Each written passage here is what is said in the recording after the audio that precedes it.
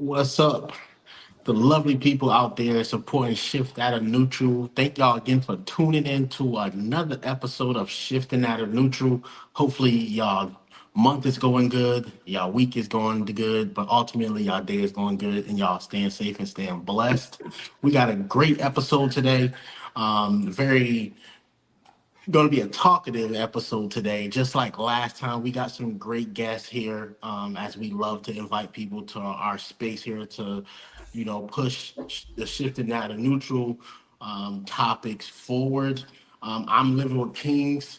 I'm gonna go ahead and let our guests and our other hosts introduce themselves, but don't give yourself up too much. We're gonna dive into your builds and stuff a little bit later for as far as the guests. I'm shifting. I'm Laquan, living with kings. I'm gonna let my other hosts actually introduce themselves again as well. I'll start off. What's going on, everybody? Y'all know me. I'm Tonio the Quiet Storm. One of the hosts of Ship Out of Neutral, and I'm happy that you all are joining in and tuning in to us today. Hopefully, y'all enjoy this talk for us today. Yeah, I'm Q, Modalytics on most of social media, but yeah, we appreciate y'all coming in and watching today.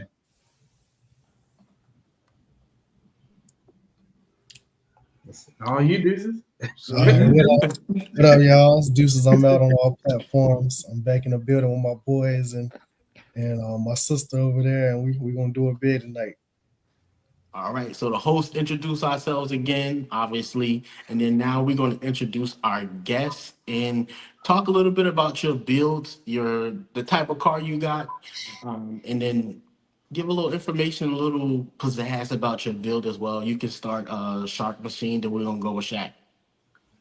Okay. My real name is Courtney. I go by Shark Machine because of my vehicle. I drive a 2019 Dodge Charger SXT, so it's the baby of the Mopar family, which is okay. I chose SXT because I wasn't more worried about like the horsepower, but just enough for me to enjoy and still have still fun with it, but on my own terms. So Shark Machine came from the movie Jaws because I love Jaws, grew up with it. Can't go wrong with having a good shark, but I also wanted to do sharks because they're misunderstood. I'm misunderstood a lot of times, but that's what makes me so unique. So the main focus on my build on my car is, if you have seen it around or on social media, is based on mental health awareness for someone who works in mental health, who's dealt with mental health my whole entire life, still battling with it every day. So every day I have good days and bad days, but it's a living day-to-day process. And so I wanted people out there in the world to know that they're not by themselves. And it's not knocking any other causes or any other, anybody else's struggle and stuff. But mental health, I feel gets overlooked a lot. And a lot of people don't want to talk about it. So I just felt for a female at the end of the day, it's okay to talk about it. So my build is honestly took me 4 years to do. I got it wrapped with mental health, different quotes on it. One of my favorite quotes is Maya Angelou, and I still rise on the back of it. So that really touches home for me. I did some modifications to my car, but I think that's the biggest that stands out for me is, I thought that was my dog at one point. Oops. I was like, I do feel like seeing my car and just hearing people talk about my car, it makes me know that I've done something good. My car touches somebody, one or two people a day, even people at my job. And so I don't know. I think I can go on forever, but Hold a little bit for her questions. I will hold a little bit. Sorry. That's cool. All right, you go ahead, Shaq. My name is Shaquille, Swag Pack Shack on all platforms, Instagram, TikTok, YouTube. I've been building my car since 2017. I got in 2016. I started building in 2017. And I started changing. I got into the whole car scene and the social media thing by accident. I was like, I see a lot of people got car pages. So I was like, let me just start a car page. And then, I went to a car show, I lost. And then that just kind of like made everything spiral from there. So then I was like, I don't like to lose. I'm very competitive. So, scrolling through social media and getting ideas on what to do, how to do it, put my own little creativity behind everything. I change my car wraps and rims every year. And the main focus of my car now is to represent my wife because she passed from meningitis. So I built that car around her and to represent her. So yeah, that's pretty much it. All right. Perfect. All right, Well I like said. Thank you, Shark Machine and Shaq, obviously sharing your builds and the story behind your build. The one thing that Shift Out of Neutral has been obviously dear to all the hosts as well, is we are trying to shift our mindset on away from cars into how our cars are, implemented in our daily lives. So the title of our episode today is obviously first cars and first lessons. Um, I wanna basically open up the floor and I'm gonna tell you what I mean by that. So it's basically I want you all to think about obviously stories within your first car that obviously taught you about independence, responsibility, and freedom. This is an open forum for all of us to just rattle off. What do you all think about when you think of your first car, and what was the first lesson that you got from that first car? Well, my first car, I'll say this: the first car that what made me grow up was when I bought my first car, which was a 2010 Chevy Impala, and that taught me the full responsibility, car payment, insurance, keeping it up, just the everyday maintenance, and then the moment something goes wrong, you fix it, something else goes wrong. So it's just and it also taught me like the priorities of like, okay, I got a flat tire. Do I need to change all my tires? No.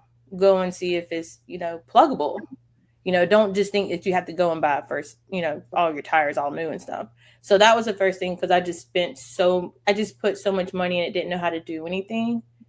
But when I lost in an accident, my Impala, that made me value and cherish, okay, whatever car I get next, truly take care of it and know what I need to work on to just keep it daily running. The big stuff will come. I don't have to get all the big stuff all at one time. It's just like baby steps. Don't get caught up in flashing things. Like, take care of yourself of getting from point A to point B. So that was my thing. Is my Impala taught me a lot. All right. She said, don't be flashy. Anybody else got anything else to add?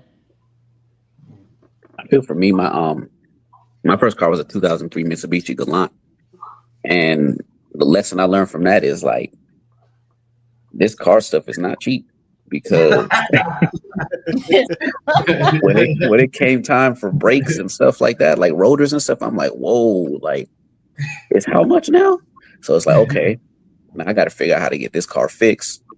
And I'm like a teenager, and like I'm not working no big time job or nothing like that. So it was like, I wanted a car. I was happy with my car. I was on top of the world. I had so much freedom with the car, but it's like, damn, I gotta figure out how to do what I got to do to make sure that I can continue to run my car, and like tires and all that stuff. Like, it was crazy. So, they're not cheap. No, at all. And as I got older, they only got more expensive because my taste got more expensive, and it just, yeah. Yeah, you always wanna upgrade. Yeah, I mean, even now cars get expensive.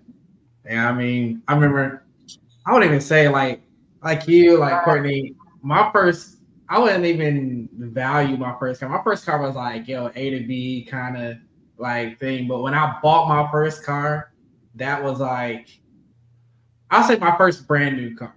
Because I bought my used car, like I didn't have it that long. I think I had it like 9 months. And then I got tired of like car payments and stuff, so I like sold that junk. So, but my first brand new car, I bought a 2017. In 2017, I had bought a 2017 Hyundai Elantra. It's actually the first car I started. Like I actually got into the car world with, because I kind of like fell into this car stuff. I'm a video game person, so that's a whole nother expensive hobby. But yeah, so I had bought my 2017 Hyundai Elantra, and I bought it as a college graduation gift to myself. It was just like something just to get good fuel economy and everything, like not real affordable, like not supposed to like cost me a lot of money. And then like I remember like it sat in the yard for like a year because I was like so scared of driving it. Not because I thought it was gonna break down, but just simply because like I wanted to keep low miles on it. So like I never drove it for like a year. And then at the end of that year, like I started like, but I had like a Chevy Malibu. I was working for a company at the time. I had a Chevy Malibu that I paid like $2,000 for. It was an '01 Chevy Malibu. And I had that car, I believe that whole year. And we had an ice storm here in North Carolina, and the gaskets broke on it, like in the engine.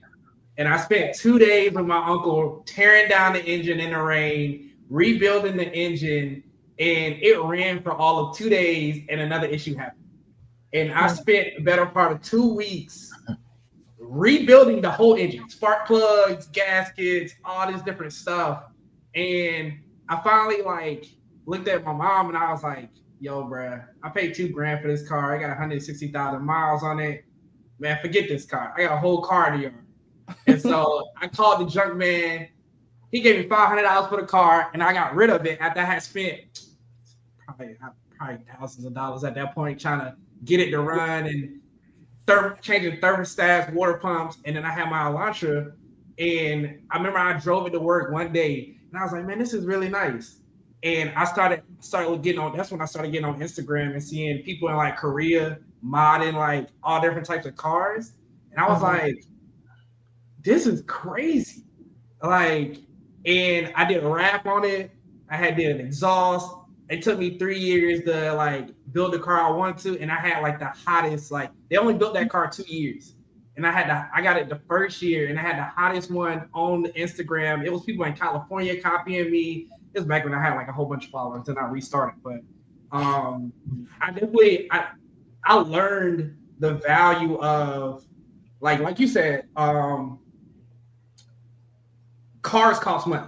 Like when I bought it, I didn't have like a huge payment. I was paying like $400 a month. It was a $30,000 car, but I put money down. Like it wasn't like I was in a bad financial situation or anything. But I never would have imagined that like you could turn something into what I turned it into, and the cost that it would like. I mean, I probably over $10,000 in that car, which seems small now considering the car that I drive now. But I definitely learned that cars were real expensive, and the cost of ownership as well. Because before that, I was a college student. I lived with my mom, and you know, when you're a kid, you kind of take for granted like living in your parents' house. They paying all the bills. You're not really having to worry about. I didn't have to worry about car insurance, car payments. I didn't have to worry about phone bills. I didn't have to worry about my own food. None of that. And when I got my car, that completely changed everything. Like it was like I had my freedom, but that freedom came with a cost because now I gotta put gas in the car. So every time I want to go somewhere, I'm like, dang man, I gotta go to the gas pump. Man, all right. And then it really made me, like your parents when you have kids. Well, I don't have kids, but like my mom used to say, like when you have kids, you'll understand. And Yeah. that's really what it came down to. And I had like my own car because I used to be like, yo, mom, why can't you just take me down the street? Like it's like nothing. We hop in the car, like let's go here, let's take a trip. But once I got my own car, it was like, yeah, I understand. You know, I make a decent amount of money now, but even now, I'm like, do I really want to put gas in that car? And it teach you that like that's the one thing and having a car taught me like is that ownership cost. It costs to be the boss. So, Yeah, yeah. I would say, for me, man. I mean, my first car, like everybody else, my parents got it for me. I was in high school, um, driving it back and forth, school, home, football practice, whatever. And far as the value of it, I mean, I definitely valued my car, because I'm like, hey, I can go out and drive around, chill, do whatever, but as long as buy by your parents' rules or whatever, be back by this time, But hey, I was able to enjoy, a little bit of freedom like that. But when it's like y'all said, when it started breaking down, whew, I tell you, man, I had my first. Matter of fact, my first car was an '85 Nissan Maxima. It was blue, and I drove that thing till the wheels fell off, until it broke down. So, so after that, then traded in, got a Chevy Beretta at the time. So I enjoyed that car too. Um, but it just basically teach you how to take care of stuff, because other people ain't gonna take care of it.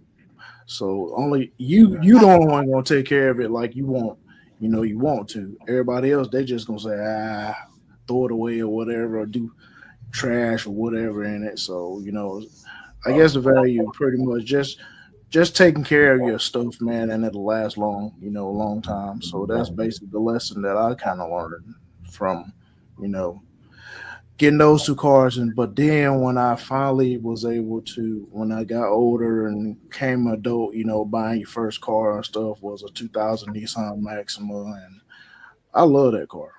That car was nice, but them payments, oh, I mean, the payments, at the time I ain't have a wasn't making a lot like Q, like you said, but you value your car because you're gonna take care of it. So yeah, when that payment come out of your bank account, you value it a whole lot more. exactly, exactly.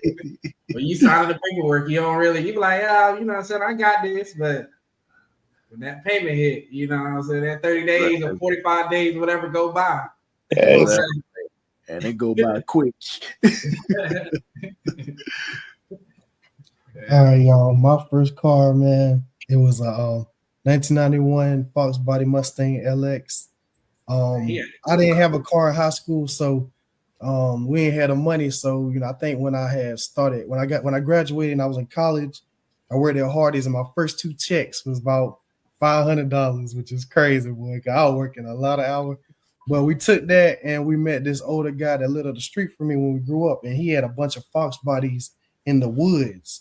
So we literally had that car pulled out, man, and it was burnt up because it caught on fire because he said he was smoking a cigarette. He thought it blew out the window and it flew back in and the whole interior. So, man, when we looked at it, man, the seats are burnt up. The ceiling was hanging and all that. It was crazy. But I learned a lot with that car. I learned that, like, if you really lock in and take your time, you can turn anything into a masterpiece, man. And I really to this day, people said I had really locked in with a lot of people. I had an upholstery guy I met that I'm still locked in with. I had a painter and all that. We painted and brought it back to life. And people to this day said it was one of the cleanest Fox bodies around, man. I learned like what my potential was. And I also learned one thing that everybody got to take into consideration: check y'all gauges at all times. Boy, I can't even tell y'all how many times my joint overheated, and then by me not paying attention, it caused way more damage, man. You'll learn a lot with Fords, boy. You got to check them gauges Because you'll blow a head gasket, and that's more and more, more and more damage and all that. But yeah, always keep an eye on them gauges, y'all. Save you a lot of money in the long run. Wow. Everybody seemed like they had the same common cool. I theme. love Fox. I swear, I wish I still had it, boy. But everybody had the same common thing about the common lesson, obviously, which obviously when you get your first car, how expensive it is. For me, my first car didn't come till I was 21. I was a junior in college. It was a 2006 Ford Fusion, a V6. So I thought I was doing something because it had a little V6 in it. I thought I was driving fast. I love the Ford Fusion though. Man, they were nice. I thought I was driving fast till I got into a V8. But Touche.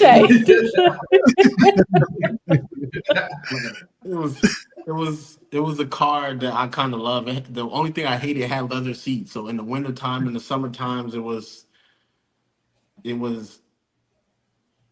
something that you didn't You ain't had them heated seats. It was 2006. There was no heated seats. So it was like you had to just deal with it. So The sun heated them up. yeah, but that was only in the. But if it was super cold outside, it was. You had a wake up call. That boy had a wake up call. Yeah. You got in the car, you instantly just woke up. I'm telling you, you was not tired at all because your back is frozen right now. And you gotta wait for the car to heat up. Yeah. You went there. That boy. See him breath in the Man, and the crazy thing is, I love that car. The name of the car was Lauren because I had a infatuation with Lauren London, the actor. Nunu, aka Nunu. Yeah. Every time I went somewhere and I introduced the car to people, I was like, "This is my new car."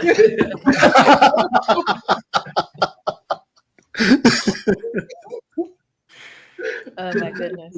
The funny thing is, the lesson that I learned from that car, just like young, not young, but young into like having a car and that being my first car is like when you get your first car, you recognize how much you have ADHD and you cannot sit down and how much you just want to drive everywhere. When I got that car, I was living in Virginia. I was, like I said, I was in college. So hey, let's go somewhere. Let's go somewhere. I cannot sit down. Let's go to the mall. Let's go here. Let's travel somewhere. And I was just in the car, just driving, I got that car with 70,000 miles on it in February. By June, I was at 100,000. That's how much I was driving that car everywhere. So it was just like, you had that gas money, did you? we was living off of the financial aid, man. So it was just like it was just school and work. So you was getting a refund check. Yeah, you get the refund check. Yeah, we got that refund checks was life.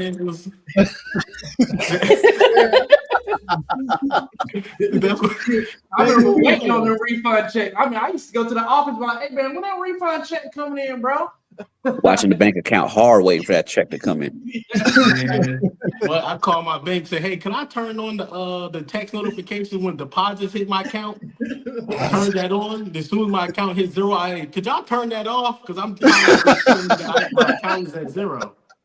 Man, that was like the one thing that I learned, man. It was like I was on the road, man. I was driving everywhere. My sister said, "You do not know how to sit down. Are you a college student right now?" And she was just like, she always just like, "Where are you at now?" And we were just driving everywhere. That was one lesson.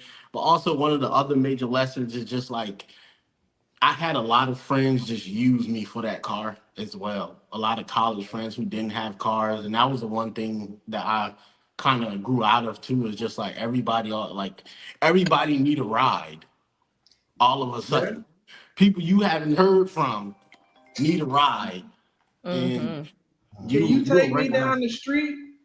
And then I got gas money, and they don't. They, and then the crazy thing is this: they will say they got gas money, and then you pick them up and take them where they go, and they hand you $5. $5. You got That would be the crazy. gas money they got before they get in the car. Like, That was I got a minimum at least 10. hey, you live and you learn, man. You live and you learn. That was like some of the lessons that I learned from my first car. Now it's just in the cars I got now. It's like I'd be quick to be like, hey, if you ain't got no gas money, you ain't getting no ride. But ultimately, I just be like, no, I ain't driving you nowhere. But that's kind of like the lesson that we learned. Obviously, everybody else has some good lessons that they learned from their first cars as well. One of the other topics that we want to talk about, I know some of us, the hosts, has built up some questions for the next segment of the episode as well to ask, obviously, Shark Machine and Shaq about your builds, about what went into it, how long did it take, I'm gonna let the floor up for my other hosts who might have some questions about your build as well. Tommy, you want to start? Uh-oh. Oh. Just Basically, well, I know, like I said, everybody's car tells a story. And Shark Machine, aka Courtney, I know yours is you talked a lot about mental health. So I guess my question would be, and I heard you say, you're still dealing with it every day. How does it, I guess, dealing with it, from being younger to now, does it feel any different? I guess that's my question. as far as me like handling my own mental health. Yeah. As I would say, it's a little bit. Honestly, I think I would say it's a little bit harder for me because growing up, I had like my family around, and it's sometimes like they want to not like suppress it, but just be like, oh, it's okay. You're going to be fine. You have your mom and your dad, or, your siblings and stuff like that. So then, I'll turn to them, and then that moment I feel okay. And then I just suppress it, and then I just move on. So it's like, as I initially kept growing up, something started to trigger, and I didn't know what was triggering it, because as I was growing up, I became more active. I kept myself busy because as a kid, I was just taught, stay busy. Go outside, go have fun. You will forget all about it, this and the third. So then when I get older and I start to I'm still busy, but it's like I literally try to take time to just slow down and cut everything off and just hit that reset button. And then when I do, I always get hit with a tsunami of emotions. And so then I'm having to break it down of okay, what triggered this emotion? Why I got mad? So I feel like for me, dealing with mental health, it's a constant battle. And I'm still trying to figure out some things. So it's a lot of childhood trauma, for sure. Right. Teenage trauma, stuff that I haven't dealt with, but it's literally it's a work in progress every day. Because I'm not gonna lie, there is some days I just be cut everything off. Don't even come to my house. Don't even look at, because I don't even want to look at my car, because I just feel how can I fight for something so hard for people in the world who don't have voices, who are scared to talk about it, and I can't talk about it myself as an adult. So it's I can be fine 1 minute, and the next day I'd be we're done. There's nothing else. So for my adult life, my mental health has been harder, because now I feel more by myself, fighting a battle by myself where nobody really understands. Right. Yeah, and the reason I asked that question because I mean, I deal with a disease as well. I deal with alopecia. I grew up, from since I was about 4 or 5 years old. I've had alopecia. So, growing up, it was hard for me growing up because I was always that kid that got picked on. You know, so but as an adult now, I'm just looking at it as like trying to help other people as well, because I know as kids out there that have the same condition, and I pretty much want to just kind of let them know that it's all right, to be different, for one, and two, actually technically you're no different than nobody else anyway, because you can still do whatever you want to. Only thing that makes you different is your disease. But yet, you know, it's nothing to be sad about. So I know depression kicks in. I know I grew up with it. I would come home. I was the quiet, shy kid. I never really talked to nobody about it. Go to school, get picked on, come back. I'm just quiet. I didn't want to talk about it. I didn't want to say nothing. But I know it's a lot of people out there and a lot of kids out there that's the same way. But I want to let them know that it's all right. It's cool. It's cool to be hey, don't have no hair. It's cool.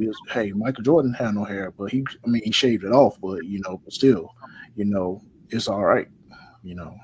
I just and I'm more so as an adult. I accepted it more. I accepted it better than I did as a kid. So Well, I guess I'll ask a question. Sweat Pack Shaq. I'm very interested to know. You said you dedicated your car to your wife.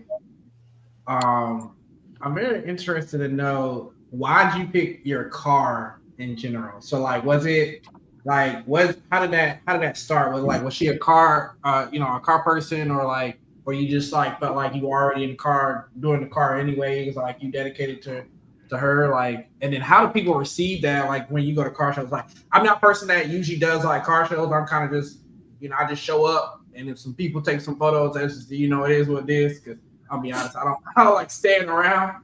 When I'm ready to go, I'm ready to go. Yeah. But yeah. I've always been into cars, so cars is my thing, and like she always would tell me that I need to open a shop because I like customizing cars. I would like to do other things, other people's cars and stuff like that. So I was like, well, why not use the car? I'm starting a social media thing. She passed right when I started blowing up on social media. So I'm like, okay, what can I do to represent her in the things that I love doing? So I was like, I'm gonna go ahead and dedicate the cars to her, so. That's good. What- I can understand that. So. What motivated you to keep going after a tragedy like that, and not say, hey, like, not get derailed from a tragedy like that? Because in the midst of me getting into cars and stuff, I lost my little brother who was growing to love cars with me, and then I lost him, and I wanted to make my next car dedication to him as well. What motivated you to like keep going into dedicating that car to her? You know how some people, when they lose someone, they either they turn to drinking, they turn to drugs, they turn to gambling or whatever. I turned to the cars. I threw all my money and everything. That's probably not good, but I threw all my money and everything into the cars, and I threw myself 100% into the cars, just so that way I could keep myself busy. Because if I'm sitting around not doing nothing, thinking about my life, I felt myself going into a depression. So I threw myself into the cars, and I just wanted to just keep going. What I could do to be better, what I could do to change, what I could do to have the latest and the greatest and all that. So as long as I kept myself in the cars, it was helping me from being depressed and in that sunken place, they would say, I can understand that.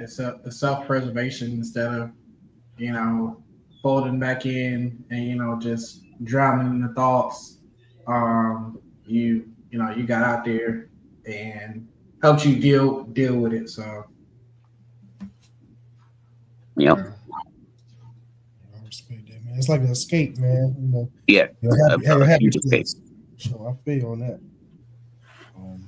Creating and cruising, man, yeah, that's my escape. Yeah. You got any questions, Deuce? No, man. They done said a lot of great things, man. And I've been looking at their bills. I'm just soaking it in, man. So okay, well, I got a question for Swag, since he said he does a lot of customizations. What type of customization do you usually do to people's cars? Right now, I got my business Swag Wraps. So right now, I'm doing wraps, and I also do lighting, underglow, interior lighting, engine bay, all that type of stuff. And I'm kind of tapped into the audio stuff, but I don't like to get too deep into it because audio gets complicated. But I don't like build boxes and stuff like that. I'll install it, but as far as like the complex building boxes, fabrications, and all that stuff, I don't do. So that's pretty much, what I'm doing now. So And where can people find you at? Swag Wraps you can find on Instagram. That's the only page I have for that. But as far as Swag Pack Shack, you can find me on TikTok, YouTube, Instagram, Facebook. Where can they go get the services done as well? Where are you located? If they hit up my page, I'm located in Woodstock, Georgia. My shop's going to be in Kennesaw, Georgia. I'm actually had a couple meetings today on finding a new location. Currently I'm working out of my house, but I'm looking for new locations, and it's probably going to end up being in Kennesaw, Georgia. So if you just hit me up, we can go ahead and do some work. All right. What's the symbolization of like? I haven't seen your wrap. I need to like look at your I guess on your Instagram. Swag Pack, like what's the symbolization of like your wrap? Like it's kind of like a marble-ish, like lightning kind of thing. Like what does that symbolize? Like how'd you even think about that? It's marble. And back in 2019, it was all white marble, and the marble just represents my wife's. It represents her tombstone. So, 2019, it was all white marble, and I chose white and black. Representing her tombstone, and my mindset, dark, gloomy, not happy. That type of situation. And then the next year, I changed it to a blue reflective marble, more vibrant, showing that I'm making my way through this. I'm doing better. The color blue, vibrant, representing the sky and everything. The glow, the reflective on the wrap, representing her angel halo and all that. So, and then the next year after that, I combined the two to show the transition from dark and gloomy to better days. So the white faded to the blue. And then currently I have the camo on there, and the camo wrap represents all my wraps I've had the whole time I've had the car. So I have my wraps from 2017 all the way up until now. They're all combined into one. So I have the marble on there, but I have the marble into a camo pattern on the car now. So it's a whole lot of, piecing together. And I honestly don't know how I'd be coming up with stuff, but it just comes to me. Well, I'm not gonna lie, that's nice. Like, Courtney, do you have any like? So, do you like? I know yours I'm very interested in like it's kind of like those. Deuces probably knows like with the old classics. Like I don't know much about old classics, but you ever meet someone who like bought their car like they had it when they was 19. Usually older people, they had it when they was 19, and then like they bought a new one and they like built it up, and then they was like when I was 19 I had one of these kind of things. So I'm always interested in people's because for me cars is connection. I usually say people be like, well, I'm a person that's like, show me your car, I could pretty much tell you who you are, kind of thing. Like, cause that's what it is for me, personality. And so for your build, I know you said you haven't done much to it, but do you have any like plans to do anything to it like that? I know like Swag had, he changes his wrap. He said his wheels as well and stuff like that. I'm pretty sure you got some other plans too, but do you have any plans? I don't know if like You got anything for the future or whatever? So when I initially got my car, I got it. What is this? 2025. I got my car right after I had hip surgery, and so the base color is white. So my Charger is originally white. So when I first started putting like customization on my car was purple and white with the shark on both sides. It didn't have nothing as far as like mental health wise, but I was still working in mental health. But at first I was just like, I want my shark to come alive. Like I want my shark to be riding around town with me. And so that's how I ended up putting the shark on my car initially. But then I got hit and the car took off my whole rear end. So then that put me in a bad state because I was like, how am I going to get, what's going to happen? The finances about it. So then when that happened, that's when I was like, you know what? Mental health really needs to be talked about because I went down in that rabbit hole and I was refusing to get out because I just was out of work for 5 years because of hip surgery. Then I got my Charger and then I was back out of a vehicle for almost 6 months to a year. And I was just like, that's it. Like I'm about to just go get me a bicycle at this point. Like, and stay on the sidewalk, because I was like, Jesus don't want me in the street. So he built sidewalks. I'm staying on them. So I was like, that's it for me. But so my mom was like, no, we're going to get your car fixed and we're going to dedicate it to mental health because you need to let people know, like, you can be in a dark place and you can come through it. Mm-hmm. And so then my car was green and white and it had Break the Stigma. And then when that was green and white, I ended up changing my exhaust to, because my car had like the normal diffuser with the ugly square diffuser in the back. So it couldn't really see anything. It was ugly. So I was like, we're going to change that. And I took that off, changed my exhaust to carbons and changed my tips to 4.5-inch carbons. And then I put a different diffuser on the car. So that was like my first exciting thing that I did. For it to be a V6, it's okay,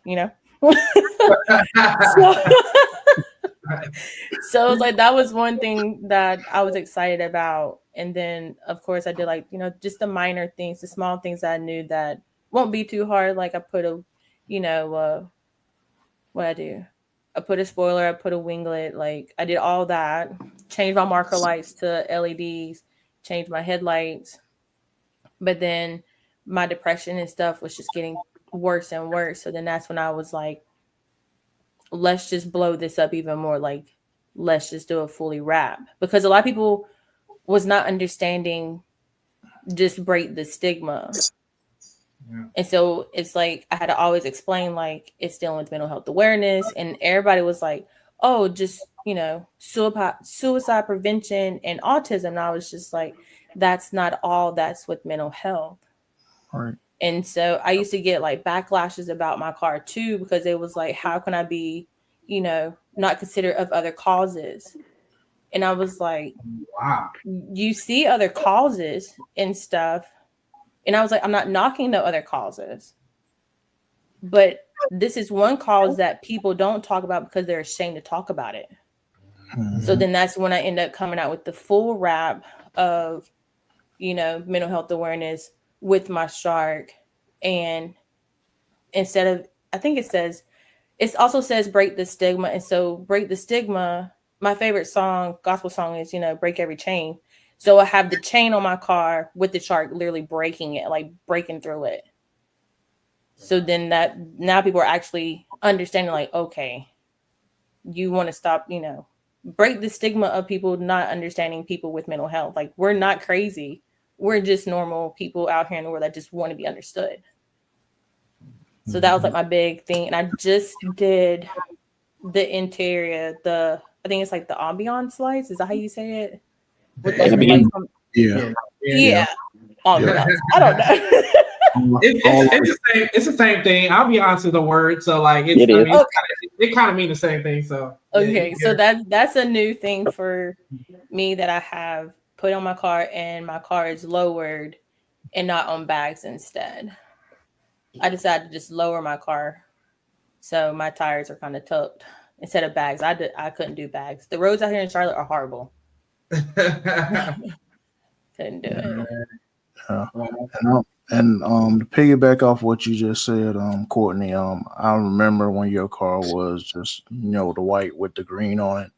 And when I first actually, I'm gonna be honest with you, you kind of inspired me to kind of rebuild my car to show a little bit more about alopecia awareness as well. Cause like I said, I'm kind of working on it. I'm a redo it and definitely dedicated for alopecia awareness. But like I said, when I saw that on your car, it was like, I'm like, okay. So, that definitely inspired me to try to work on mine as well. So I definitely appreciate you bringing it out and showing it to me, because the last time, I can definitely tell a whole difference once you redid it with your new wrap on there. But I did that within a year, I think. Yeah, because we were at we was at Mopars at the beach, and then the next year we went to Mopar Fever, and that's when you had the new wrap on there. So you definitely inspired me to kind of build mine the same way, and to try to help other people out there as well. So definitely appreciate you sharing your story and sharing your car with us. Thank you. So y'all, I gotta get ready to go lay my daughter down for bed. So I appreciate y'all having me on here. Of course, of course. Yeah, Yes. man. Appreciate you. Definitely Yeah. appreciate you being on here, man. Definitely would love to have you back once again on another episode, and Yeah, just let me know. Yeah, definitely keep you posted, man. And hopefully we can see each other in person one day. Oh yeah, real soon we will. It'll happen. Bet. Nice All right, meeting y'all. you. Thank you. Appreciate you. All right, See you later. All right. Well, well, that was pretty much a good dialogue. Pretty much, we talked about everything. Obviously, hopefully everyone enjoyed meeting Swag Pack Shaq, meeting Courtney, aka Shark Machine, learning about their builds. I think I met him in like not Charlotte, but Atlanta years ago when I had my Charger, because I had a 2020 RT Charger, and I don't remember when, but because I think I had bought it at the end of 2019, and I had drove to a car show in Atlanta at the Michelin. I think it used to be, it may still be called the same thing, but I haven't been there in a while. But it was called like the Michelin track or something like that, and they had a huge Mopar event out there. Other people showed up obviously, but I drove down there with some people, and I think I met him because I think at the time his car was all white marble. Yeah. And yeah, and I remember I saw that junk and I was like, that's just crazy. Yeah. That's how it was when I saw him in Texas. I was like, Lord, look at this right here. Like, I've seen a lot of raps. It's amazing. Yeah, I've seen a lot of raps in my day, and that's why I always tell people, like, that's why my car now, I didn't do a rap, because I've done them, been there, done that, and I know me, it has to be unique. Like, if I do it, I got to get it designed. So, like, it can't just be like, oh, I wrap it in green. Like, so I'm not paying, thousands of dollars just to get another color. So yeah, but yeah, I think I didn't meet him personally, but I saw his car. Yeah. He was he's somebody I knew because obviously a couple of car shows, but he's really big on social media. Like he had a segment in one of the Mopar articles where his car was represented, and I got to see his actual full setup with his what is it called? The vision board and everything. He had the little lay with the stuff on the ground and everything, with the doors in the air. I was like, yo, if I can never get to this point, Jesus. Yeah, I mean, I definitely commend people who can like do the car shows because I thought about doing the car shows myself. Like maybe at some point I'll do that. But my main thing, my issue is always that like I don't want to stand around all day. Like I said, like the big car shows, they be starting in the morning and then they be going for like 3, 4, 5 hours.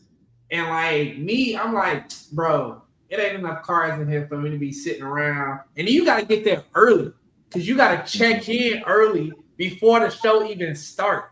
Yeah. So that's why you do it online. You do early registration. You ain't got to worry about that. You like pull in, like you got to pull in and set up. So like, because you got to get there early and you got to set up, and then it's a whole thing. Like, because I was like, man, I could do that, and I was just like, bro, the time it would take. And me, I kind of like, I'm at the point in my life, that I'm like, how much of my time is valued per dollar that I own return? So, I'm like, if I'm gonna be in the car show, it better lead to like a bunch of followers that make me some money or something like that. So, because this stuff ain't cheap, or some like brand deals for like some big parts. Because, hey man, this stuff is not cheap. One fender panel on my like the hood that I want to get right now is $6,000. Oh, and like and it's fully carbon fiber, and that's just to get the hood. That's not even to paint match it, get it custom paint match, get it installed. So oh no. hey man, I commend those people. Hey man, I can only do it if I'm getting paid at least something like brand deal or something. Because this stuff expensive. I mean, I'm not gonna lie. That's how I am sometimes when I go to shows, and I'm just like, I see everybody out there putting out like their cool displays, their boards that describes their vehicle and stuff, and I'm just like, do I really want to get all that for my car? Should I get that for my car too, so I don't have to explain my car? And so I just be like, I'm gonna just do my little display in my trunk and just my ribbons and stuff, because I'm like, shoot, Amazon should like sponsor me, because they're like my go-to for like my little mental health awareness stuff, and like people just be killing it and just be coming to get it and be like, do you got any more? And I'd be like, I got a little bit left, and I gotta go back home and order some more. So yeah, I'm like, man, that's the only thing that takes me away from the whole car show, because I'm just like, I don't want to set all that up. Yeah. And you gotta tear it down too. You gotta wait till the last person go. You gotta tear it down. I'm like, you know what? Yeah. I'm the type of person. I'm like, I pull in. People like, oh yeah, take some photos, and then I'm getting up out of here. Do my little lap, and I'm gonna go and get up out of here. I'd be like that sometimes too. I'm like, should I get one of them displays? Even though I want to support, especially Black Pearl Showboards. I want to support them and stuff and whatnot. But it's like I don't think I want nothing so too extravagant, because now he's starting to build them with lights on them and all that stuff. I'm like, man, that stuff start getting, and like everybody know they get expensive. Oh yeah. I mean, cars in general are expensive. It don't matter what you do. You can buy a used car that you ain't pay that much for, and the parts is still like, I mean, just crazy. And especially with the tariffs and stuff, and a lot of parts is made overseas. They not even made in the U.S. Like it's just, it's a lot. Like I said, I always just commend the people who can do like car shows, because like it just takes a lot. A lot of time and dedication. And for me, I'm OCD about my car being clean too. So like then at that point, I'm not even driving the car. I'm trailering it everywhere. So like, because if I drive it there, then I'm gonna look at it, I'm like, bro, the wheel's dirty now. Like the front end's dirty now, and I gotta clean it. Yeah, it's a lot. whole thing. It's a whole lot. Well, while we chatting, let's just go ahead and wrap this episode up, but we can chat offline. So don't y'all go nowhere. we definitely appreciate everybody that tuned in. We know y'all don't want to see us blabbering around, whatnot. But we definitely appreciate Courtney and Swag Pack Chat for coming through and sharing your stories. I definitely appreciate it. Like I said, both of y'all, y'all inspired me to, rebuild mine and kind of to set it up more for alopecia awareness. So I definitely appreciate you all for doing that. So other than that, any last words from you, Courtney? Any last words that you would want everybody to know?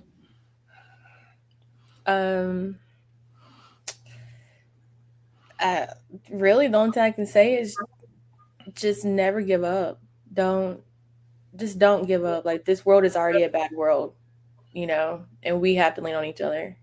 And I mean, us minorities, like, we need to be strong, what I'm saying, for each other, and talk to each one of everybody, because us not talking about our mental health, we won't get nowhere. Yep. And we need to be here for further generations, for these kids out here, Yep. But I do appreciate y'all inviting me on here and talking about my build. And of course, I'm always willing to come back on if anything, other topics, whatever, or want to know more about my story of my car, So I'm always down to get the awareness out there. So you're definitely welcome. And also, not only we come up with topics, but if you have like a specific topic that you might have and you want to share, let us know. Okay. Because we definitely, would love to share it as well to let everybody else know. So, don't just wait for us. You can reach out to us too. So just let us know, if you got a topic that you might think is interesting and everybody should know. So okay, of course. Yeah. Yep. So, fellas, did y'all have any last words for today's episode? Thank y'all for tuning in again. Yes, thank you. Yeah, I just want to say that sometimes the war is necessary. Sometimes you have to fight, and don't stray away from it, because a lot of things have been accomplished by going to war. So, yeah, fight, resilience. One thing that this card game has taught me is, be consistent, and sometimes you got to fight. You know what I'm saying? You just gotta figure it out and be consistent. Keep moving forward.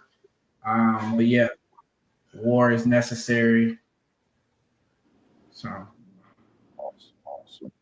And I guess I pretty much, just like Courtney said, don't give up. Don't think that you're alone in this. It's people around you that have the same thoughts or going through the same thing. So don't think that you're going through it alone. It's people around you. Just got to reach out. Yeah. Don't stay quiet on them. Reach out to people. Especially if they say they're there for you. Reach out to them. So, and that's my 2 cents. Definitely. But yeah, we're gonna go ahead and wrap this up. We appreciate everybody tuning in, and until the next episode, Courtney, don't go nowhere. We will holler at y'all later. Y'all take care. Peace. See you later.